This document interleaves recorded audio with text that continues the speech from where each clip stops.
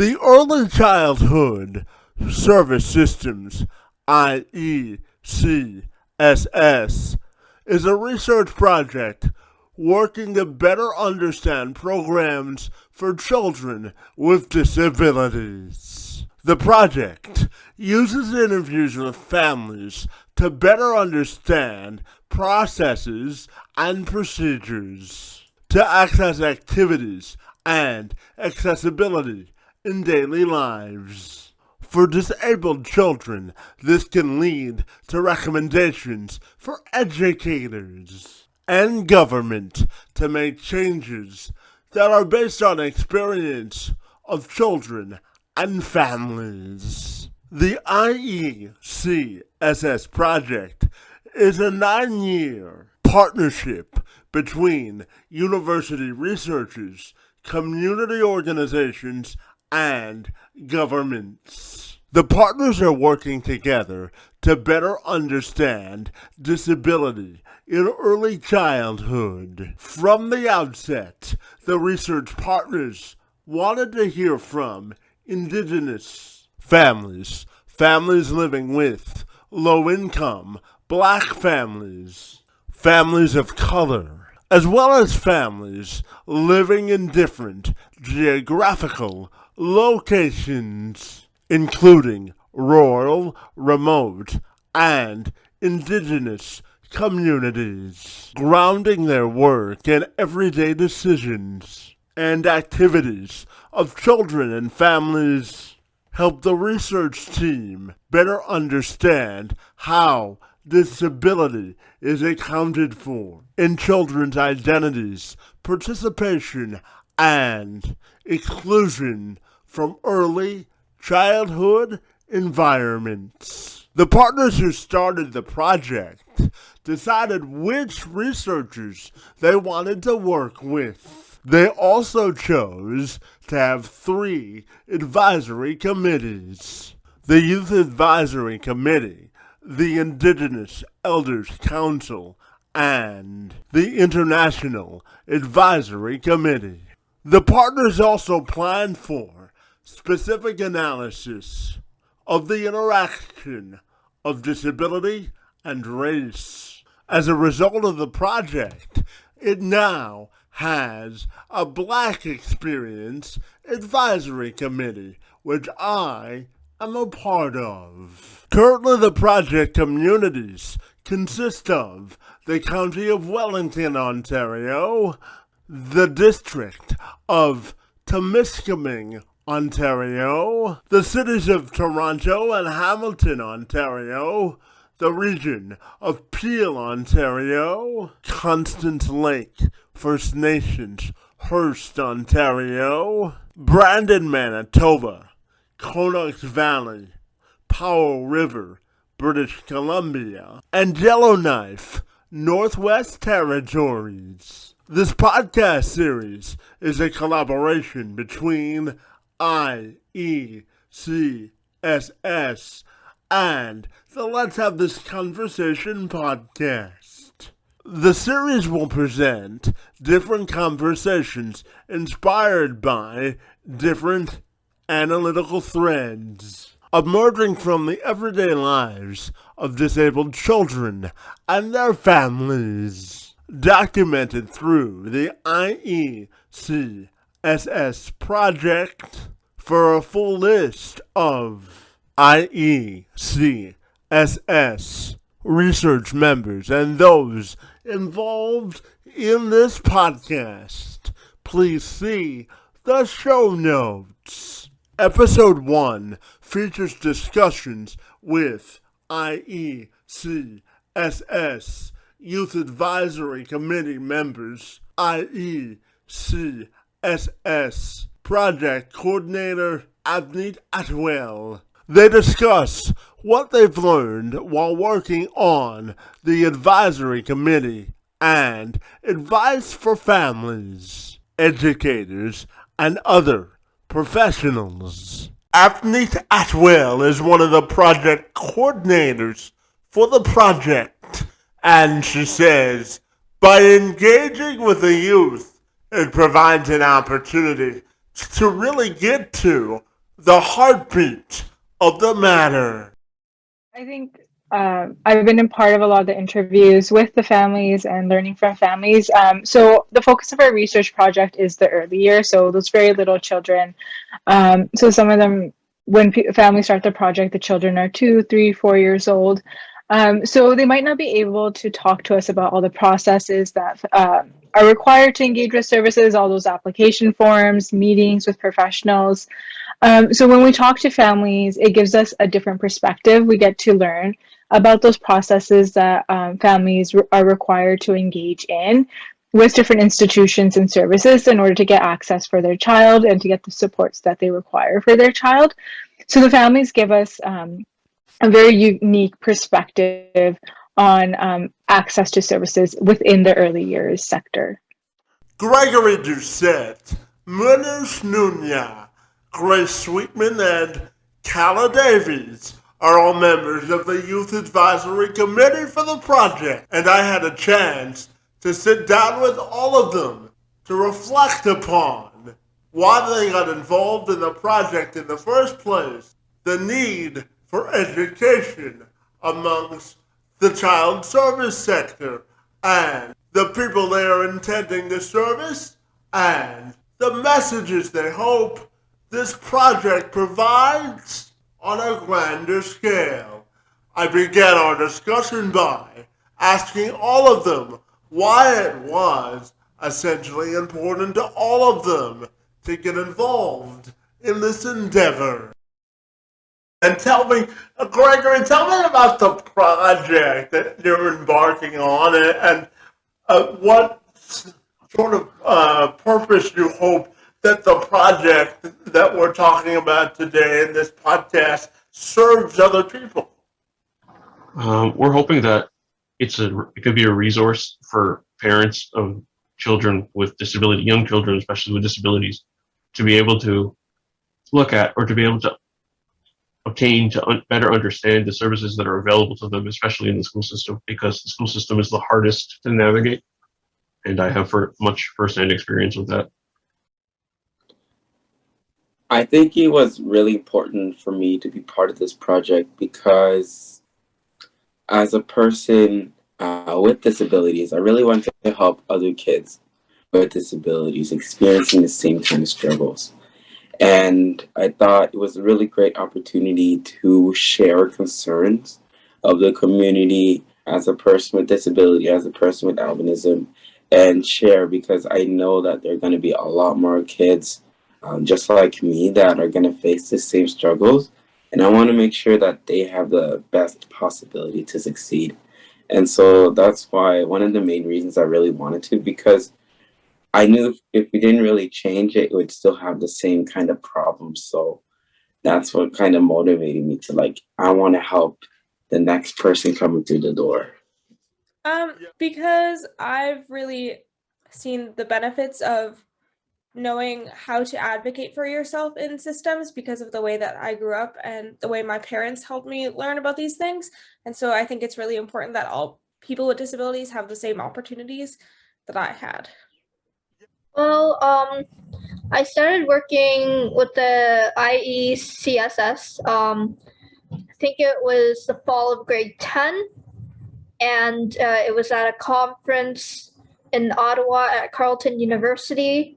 And I don't know, I think my mom just wanted to sort of get me involved in the disability community. And after that conference, I really started getting more and more passionate about disability rights and inclusion. And since then, I feel like it's just become my focus, and it's something that I see myself continuing to do into the future. Absolutely. And tell me, what are some of the more interesting tidbits of information or findings that families have shared with you so far?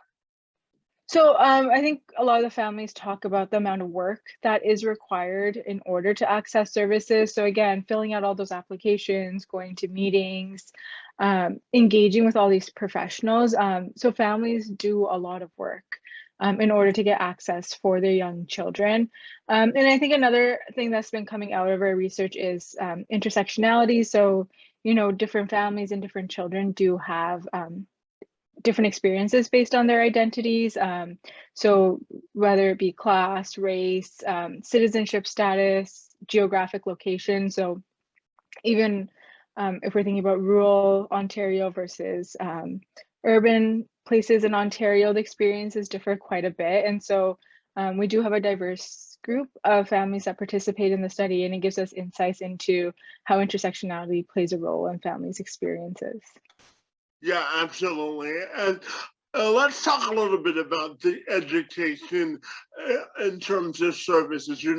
Doing these interviews with the youth myself, a lot of them have shared with me that they're excited to be a part of this project because they feel that being a part of this project brings to light the importance of the collaboration of services and working with the service sector. So tell me, how important do you think the youth perspective is when it comes to navigating the service sector as well? I think the youth perspective is really important. That's why we started to work with the young people. So as we've been talking about, the families have given us a lot of information, and we've learned a lot about that navigation to services. But because we haven't been able to talk to very young children in our research, talking to the youth, because they are a little bit older, when we started working with them, many of them were between 12 and 18.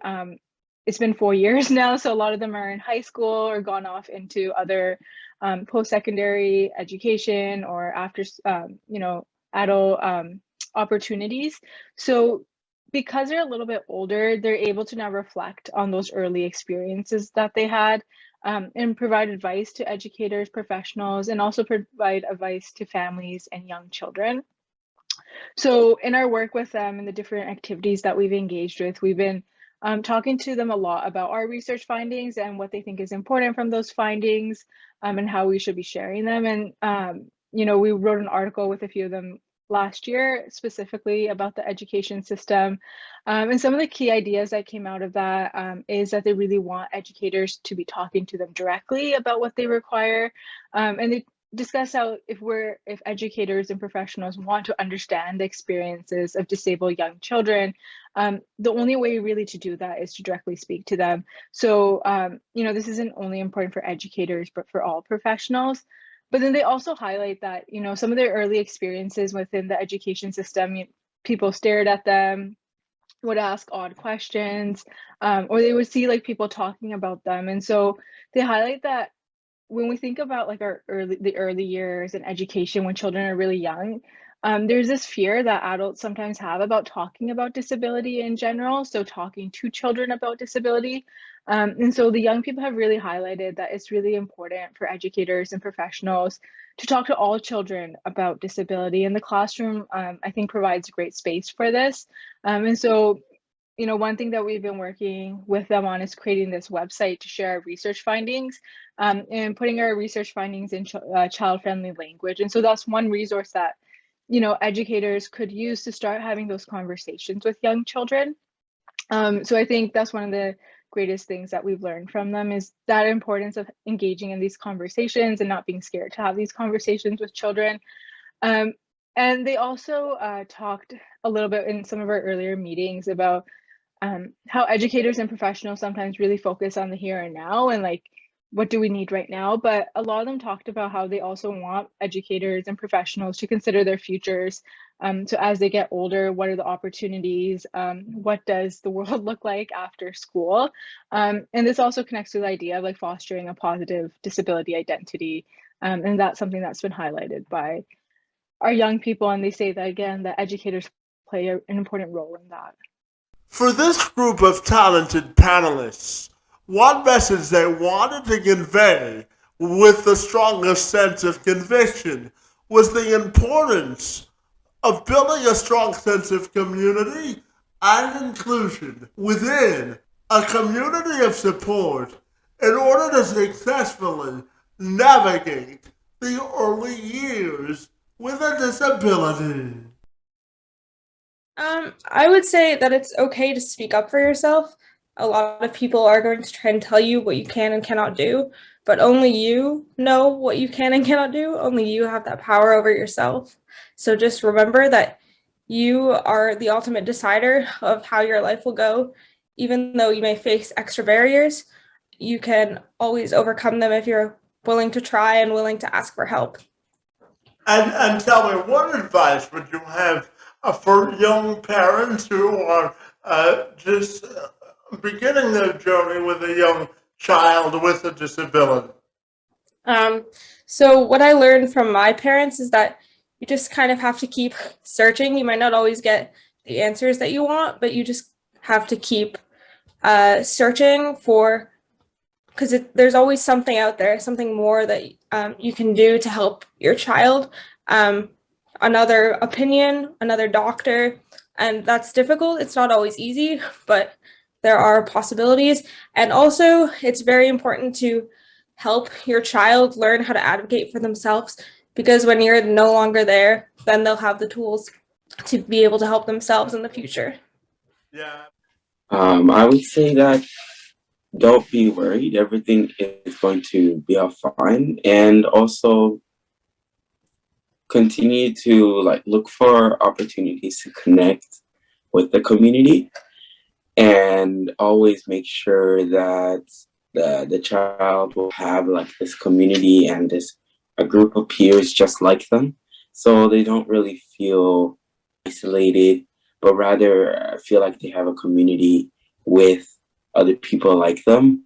Don't be afraid to let them do different activities and extracurriculars.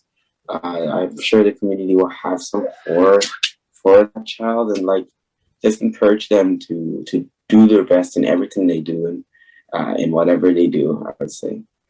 And will you tell me what sort of advice would you have for early childhood professionals who are entering this field about working with young disabled children? I would say listen a lot to their needs, listen a lot to what they want and what they think they want. Also be very willing to look into new technologies, look into new methods, and always be open to new solutions, and always collaborate with the parents and the teachers and the children together to make a great team, I would say. Just that you're not alone, and there are lots and lots of other people just like you, and we all have the same struggles. And it might not feel like there's always someone with you, but we're always thinking about you, and there's never a time at which you're experiencing something that no one else has ever experienced, and that other person has always been able to fight through it, and so can you. Yeah, and tell me, in terms of parents, Bonnie, of young disabled children, what advice do you have for parents during the early years as they try to navigate this new experience that they're embarking on? More so to make sure that your child has all the supports that they need, to make sure that you're not holding their hand the whole way through, so that they learn to cope by themselves as well. But when they're younger, of course, you need to help them, and you need to help them grow and learn and overcome their challenges. But their challenges do not stop them from being a child. Do not make it so that their whole life is focused on their challenges. Let kids be kids is what is the most important thing that I can say. I would say don't let others put you down. Like if they say you can't do something, don't listen to them, because it's not about what you can't do, it's what you can do, and you don't know what you can and can't do until you try. So always try, work hard, and you don't know what you might be surprised with what you can accomplish. Yeah, absolutely. And tell me, what advice would you give to young parents of disabled children about how to navigate having young children with disabilities? Don't be afraid to ask for help. Like even my mom, she is in part of different groups.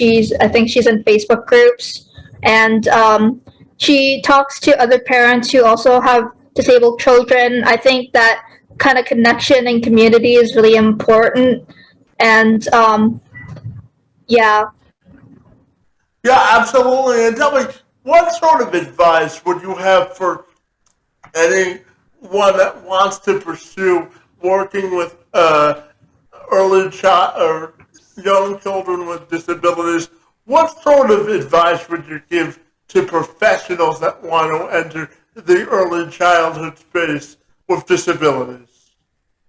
Well, I'd say that it definitely takes a lot of patience, and have to understand that these children, um, they might not act like your typical kid, but like they're definitely not stupid. There's a lot going on that it's hard for us to understand because we're not in their shoes, and you kind of just need to come from like a point of understanding, I guess, and just like um, listen to them, to what they're saying and what they want, and yeah, just sort of get down on their level, I guess. There's so much more we'd like to explore during our conversation on inclusive beginnings, including a more in-depth dive on the project itself, the patentless definition of what it truly means to be inclusive, and how we can all work together to close the gaps of service, understanding, and education. I'm Kevin McShann. I thank you for joining us on our first initial episode exploring this important endeavor, and I look forward to seeing you next time.